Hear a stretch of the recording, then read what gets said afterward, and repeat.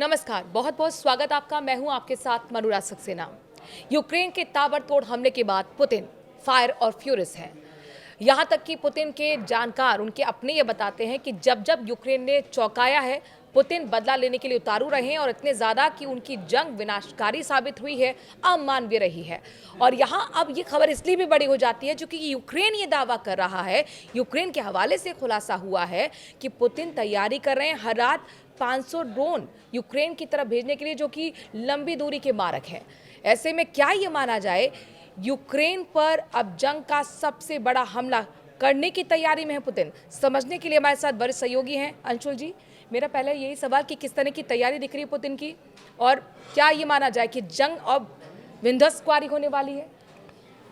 विध्वंसकारी देखिए होना तो निश्चित ही है, क्योंकि जिस तरह से जो हमला उन्होंने अभी अभी झेला है, जिस तरह से यूक्रेन ने अटैक किया बिल्कुल उनके घर के भीतर, यूँ कहेंगे जैसे उनके सारे एयरबेस पे उन्होंने खड़े ठहरे हुए उनके फाइटर्स और बड़ी स्ट्रेटजिक फाइटर्स में जिनमें एक तिहाई को उन्होंने जिस तरह से विनष्ट कर दिया। इसके बाद पुतिन का गुस्सा, और जैसा कि पुतिन जाने भी जाते हैं अपने तेवरों के लिए कि वो बिना कुछ कहे साइलेंटली और स्विफ्टली, और कभी वो छोड़ते नहीं, ना तो मौका और ना ही दुश्मन को। तो जिस तरह की स्थितियां चल रही हैं, हालांकि वैश्विक जो परिदृश्य है उसको देखते हुए जिस तरह से सपोर्ट इनको मिल रहा है यूक्रेन को, और जिसके दम पर एक यूक्रेन जैसा एक छोटा देश और रूस को नाकू चने चबवा दिया है उसने, 3 साल से अधिक समय हो गया इस युद्ध को चलते हुए। लेकिन रूस निश्चित की तौर मीडिया पर अगर आप देखेंगे तो वहाँ के चैनल्स में बहुत ज़्यादा मीडिया में गुस्सा है, लोगों में गुस्सा है, अधिकारी जो है वो बहुत ज़्यादा चिंतित नजर आ रहे हैं। हाँ, किरकिरी एक तरीके से विश्व पटल बिल्कुल, पर हो गई। जिसको आप महाशक्ति आप कहते हैं कि हम विश्व की सबसे बड़ी महाशक्ति हम हैं, या हम सबसे बड़ी 2 महाशक्तियों में से एक हैं, और उसके बाद आपकी स्थिति ये होती है कि एक छोटे से युद्ध को निर्णायक उसका निर्णय होने में आपको 3 साल लग जाएं। निश्चित तौर पे किरकिरी की बात है, ही एक अपमानित होने, लेकिन वैश्विक परिस्थितियां यूक्रेन ने जिस तरीके सभी से घर समझते में हैं। घुसकर मारा। हाँ, नहीं, यूक्रेन ने घर में घुस के मारा, ये इसके लिए जो जिस तरह का उनके अंदर जो अमर्ष होगा इस समय, जिस तरह से पुतिन के मन में जो गुस्सा होगा इसको लेकर के, निश्चित तौर पे वो हमें देखने को मिलेगा ही। और इसकी तैयारियां निश्चित तौर पे हो रही हैं। रूस अपनी तरफ से पूरी तैयारी कर रहा है इस बात की कि उसको एप्रोप्रिएट जवाब दिया जाए यूक्रेन को सही समय से। पुतिन के गुस्से को देखते हुए क्या लगता है, यहाँ पर क्या पुतिन जो है वो एटॉमिक जंग छेड़ेंगे या कोई और दूसरा तरीका अपनाएंगे यूक्रेन को उसकी औकात दिखाने के लिए? यूक्रेन के लिए अब अगर पुतिन निश्चित तौर पर जिस तरह से उनका गुस्सा है, इसमें ऐसा ये संभावनाएं बनती हैं कि वो जिस तरह से ये कहा गया कि उनके न्यूक्लियर वेपन्स की तैनाती उन इलाकों में हो रही है, और एक बड़े पूरे विश्व को ये आशंका थी कि पुतिन हो सकता है परमाणु का इस्तेमाल करें। लेकिन देखिए, 2 महाशक्तियां और इतने लंबे समय से परमाणु अस्त्र संपन्न है, इस तरह की ओछी हरकत, इसको ओछी हरकत ही कहा जाएगा, क्योंकि यूक्रेन कोई बहुत बड़ा देश नहीं है। हाँ, उसको नाटो का सपोर्ट है और तमाम यूरोपियन देशों का सपोर्ट है। इसके बावजूद आज कोई भी देश, पता है रूस को कि अगर उसने कहीं एटॉमिक वेपन चलाने की गलती की तो सामने अमेरिका भी है। और ऐसा नहीं है कि आज आप कोई एटॉमिक वेपन, एटॉमिक युद्ध छेड़ के और आप सुरक्षित बचे रहे, दूसरे को पूरी तरह से आप नेस्तनाबूद कर दें। ऐसा नहीं हो सकता आज की दुनिया में।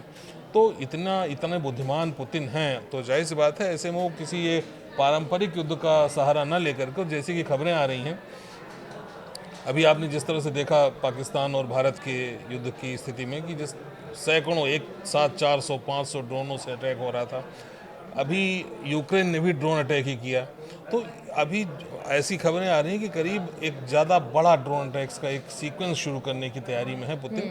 और इसके लिए चूंकि एक रूस बड़ा इनका मैन्युफैक्चरर भी रहा है, और अपने उन्होंने गति भी बढ़ा दी। ऐसी रिपोर्ट है कि उन्होंने अपने कारखानों में प्रोडक्शन बढ़ा दिया है इनका ड्रोन्स का, और साथ ही साथ उनका प्लान है कि हर रोज़ हम इनको इस तरह से इतने ड्रोन हमलों से हम परेशान करें। और ड्रोन हमले आजकल ड्रोन भी बड़े, हाँ, वही मैं समझना चाह रही हूँ क्योंकि बहुत बड़ा सप्लायर है हथियारों का रूस। तो कितनी तरीके के ड्रोन उनके पास हैं और क्या उनकी आगे की प्लानिंग है ड्रोन्स को लेकर? नहीं, ड्रोन से देखिए 2 तरह से युद्ध आप करते हैं कि ड्रोन एक तो आपके होते हैं इफेक्टिव और जो इम्पैक्टफुल होते हैं, जहाँ आप उन पे अब आजकल नए मॉडर्न ड्रोन्स जो आ रहे हैं वो ज़्यादा हाइट तक उड़ सकते हैं, उनमें जेट प्रोपल्शन इंजन्स लगे हुए हैं, वो ज़्यादा बड़ा जो पेलोड होता है, यानी जो बॉम्ब्स या विस्फोटक जिसको कहते हैं, वो ज़्यादा बड़ी मात्रा में ले जा सकते हैं।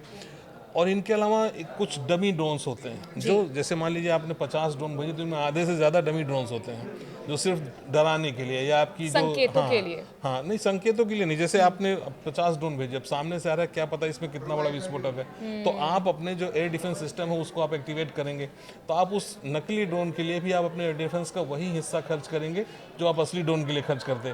तो आपकी चिंता का सबब बनेगा, आपके खर्च का सबब बनेगा, आपका अटेंशन डाइवर्ट करेगा, आपका जो सिस्टम है डिफेंस सिस्टम नॉन विस्फोटक होंगे उसको कंफ्यूज करेगा। हाँ, उसमें कुछ नहीं रहेगा, वो सिंपल ड्रोन रहेंगे, लेकिन आपको क्या पता, आपके डिफेंस सिस्टम को क्या पता।